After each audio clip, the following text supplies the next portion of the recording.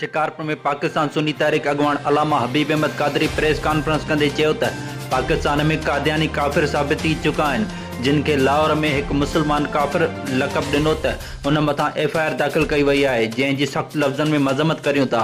उन चयो त शिकारपुर समेत पूरी सिंध में बदअमनी उरूज ते पहुची चुकी आहे। ॾींहों ॾींहुं फुरनि ऐं चोरियुनि में वाध थी वई आहे जंहिं ते इंतज़ामिया कंट्रोल कराइण में मुकमल तौर नाकाम थी चुकी आहे। IG सिंध खे घुर्जे त इन मामले जो नोटिस वठे ऐं अमन अमान बहाल कराए।